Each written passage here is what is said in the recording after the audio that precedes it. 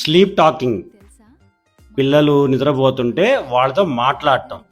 ఇది లేటెస్ట్గా బాగా పాపులర్ అవుతున్న టెక్నిక్.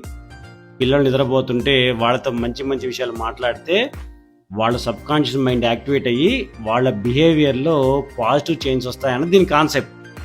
ఇది చాలా ఈజీ, మీరు కూడా ట్రై చేయొచ్చు. పిల్లలు నిద్రపోయిన తర్వాత ఒక హాఫ్ అన్ అవర్ 1 అవర్ తర్వాత కేవలం 2 మినిట్స్ మాట్లాడి సరిపోతుంది.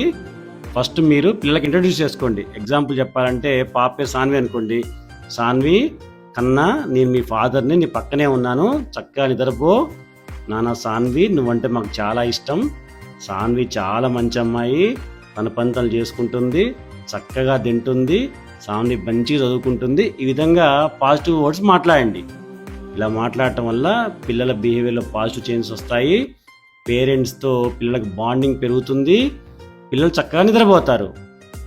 ఈ టెక్నిక్ని మీరు ట్రై చేసి రెస్పాన్స్ ఏంటో కామెంట్ చేయండి.